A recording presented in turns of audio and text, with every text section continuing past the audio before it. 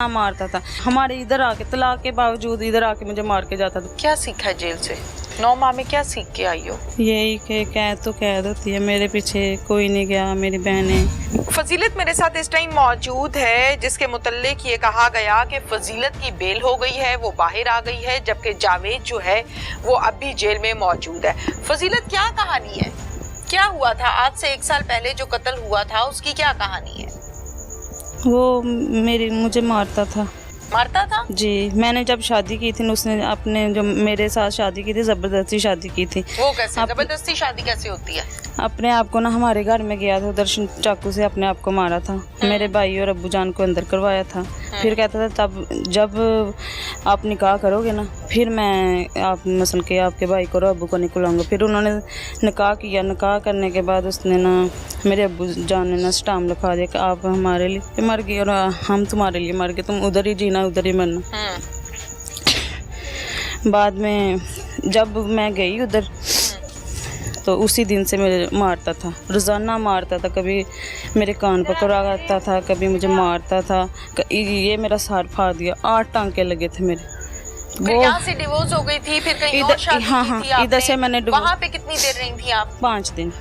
5 दिन के बाद फिर वहाँ से भी डिवोर्स हो गई थी? वहाँ चला गया था ना कि इसको छोड़ दो, अगर ना छोड़ा तो मैंने तुम्हारे उधर। फिर वहाँ से डिवोर्स हो गई? जी जी। फिर दोबारा आपने इससे शादी की? हाँ जी हाँ जी। फिर इसके साथ कितना अरसा रही? 5 माह।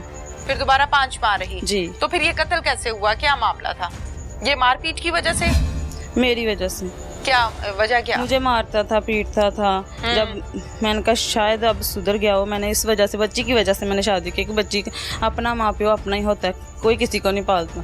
इस वजह से शादी की दोबारा, ये सोच के। हमें पहले भी वो डराता था, वो भी कहता था कि मैंने जुवेद भाई के बच्चे को मार देना है, जुवेद भाई को मार देना है, अपनी सगी बहन को मार देना है, मुझे हालांकि अपनी बच्ची को भी बहुत ज़्यादा मारता था। इसी वजह से ना। जेल कितना अर्सा काट के आई हो? 9 माह। 9 माह। जी। क्या सीखा है जेल से? 9 माह में क्या सीख के आई हो? यही कि कैद तो कैद होती है, मेरे पीछे कोई नहीं गया। मेरी बहनें तकरीबन दो बहनें हैं मेरी, भाई हैं, अब्बू। शौहर के मरने का दुख है? उसके मरने का नहीं है। नहीं है? उसके मरने का नहीं है। ये बच्ची उसी में से है? जी उसी में से। तो क्यों दुख क्यों नहीं है? उसने मुझे 9 साल तकरीबन 9 साल तक मुझे बहुत ज़्यादा जलील किया, रोज़ाना मारता था। कौन सा हस्बैंड है जो अपनी बीवी को के कान पकड़वाए, मुर्गा बनाए उधर ससुराल में? तो बाकी ससुराल वाले कहाँ होते थे? बाकी उनको आगे नहीं था, अंदर में कुंडी लगा के। ये हरकत आपने बताई थी पुलिस को या किसी बड़े को? हाँ जी, सबको बताई थी, उनके घर वालों को भी बताई थी, सबको बताई थी। नहीं था बात आता किसी। पुलिस में कभी एप्लीकेशन दी थी कि मेरे पे तशद्दुद होता है? 3-4 मरतबा की थी, पुलिस ने एक्शन नहीं लिया था। नहीं लिया था? नहीं लिया था। क्या वजह है? उसके हाथ लंबे थे?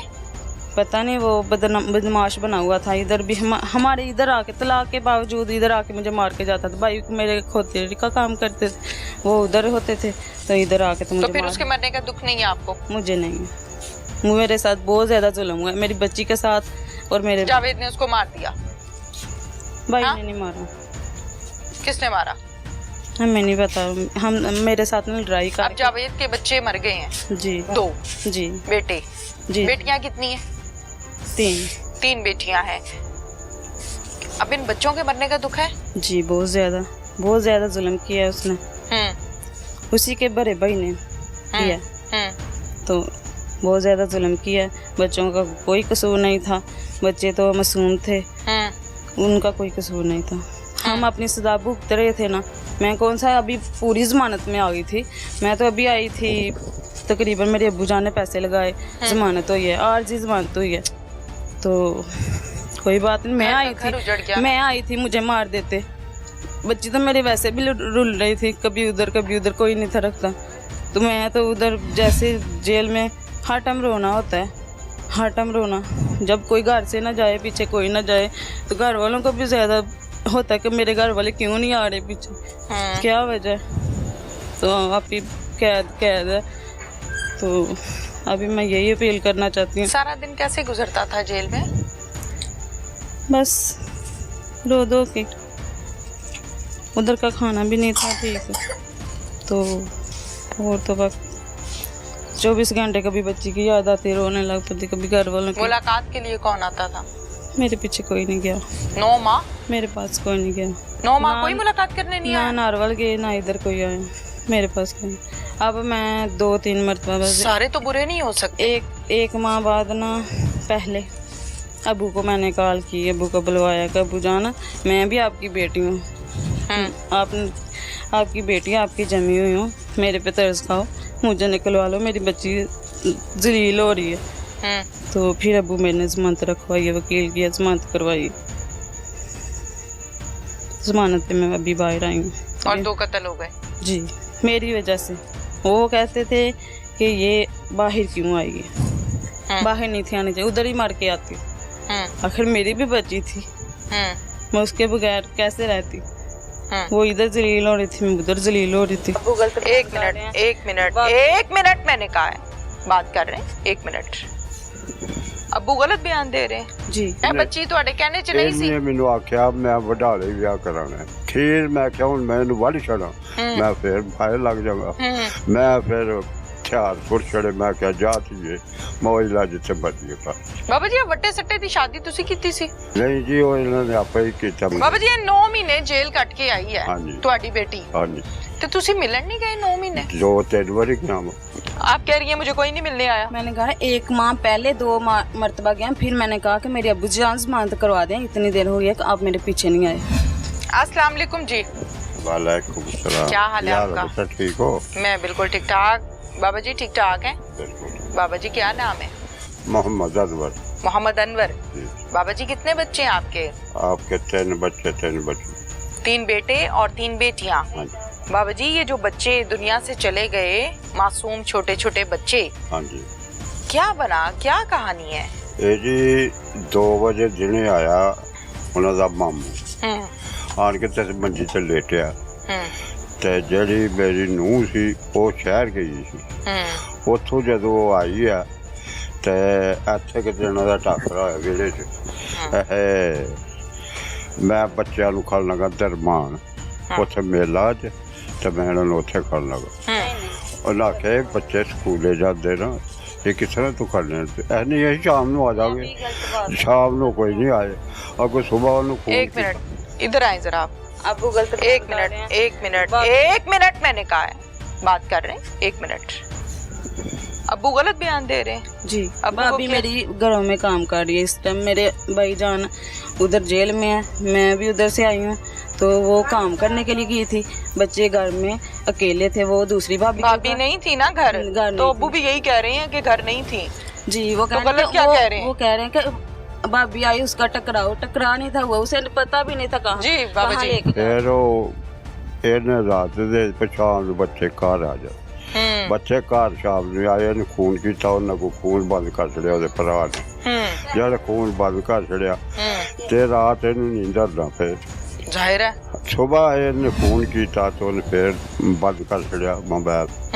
ਫਿਰ ਇਹਨੇ ਆਪਣੀ ਭੈਣ ਨੂੰ ਖੂਨ ਕੀਤਾ, ਪਰ ਮੇਰੇ ਆਖੇ ਤੇ ਬੋਲਦਾ ਨਹੀਂ ਪਿਆ, ਤੇ ਤੂੰ ਬੁਲਾ ਇਹਨੂੰ। ठीक है।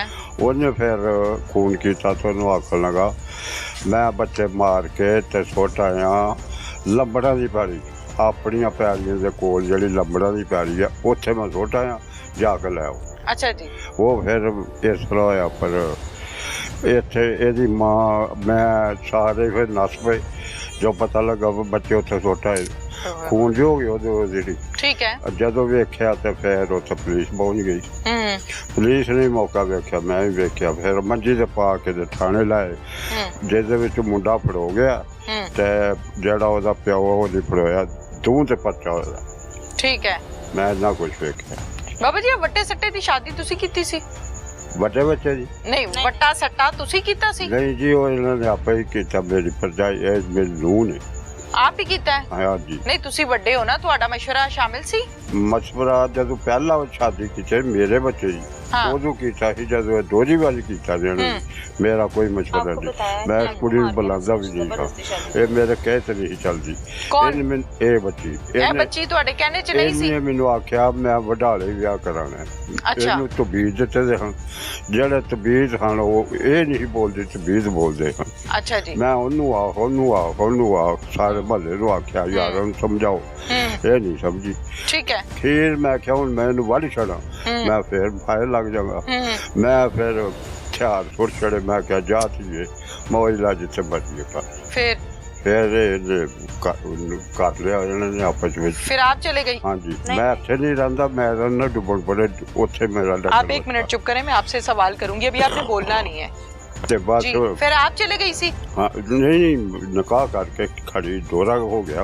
ठीक है, निकाह करके ले गए सी। हाँ जी। फिर अगे ਇਹਦੇ ਨਾਲ ਕੀ ਮਸਲੇ ਮਸਾਇਲ? ਪਹਿਲੇ ਇੱਕ ਜਗ੍ਹਾ ਤੋਂ ਤਲਾਕ ਕਰਾਈ, ਫਿਰ ਦੂਜੀ ਜਗ੍ਹਾ ਤੋਂ ਤਲਾਕ ਕਰਾਈ, ਬਸ ਫਿਰ ਉਸੇ ਬੰਦੇ ਨਾਲ। ਤੂੰ ਸਾਲਾਂ ਤੋਂ ਉਹ ਜਿਹੜਾ ਮੁੰਡਾ ਭੈੜਾ ਸੀ, ਨਸ਼ਈ ਸੀ, ਹਾਂ। ਇਹਨੂੰ ਮਾਰਦਾ ਸੀ।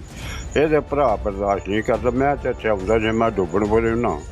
ਅੱਛਾ ਅੱਜ ਇਹ ਖਬਰ ਮਿਲ ਗਈ, ਅੱਜ ਇਹ ਖਬਰ ਮਿਲ ਗਈ, ਅੱਜ ਇਹ ਖਬਰ ਮਿਲ ਗਈ। ਬਾਹਰ ਵਾਲੇ ਨੂੰ ਮੇਰੀ ਜਿਹੜੀ ਹੈ ਇੱਥੇ ਰਹਿੰਦੀ ਹੈ, ਉਹਦੇ ਕਹਿਣ ਤੇ ਚੱਲਦੀ ਸੀ।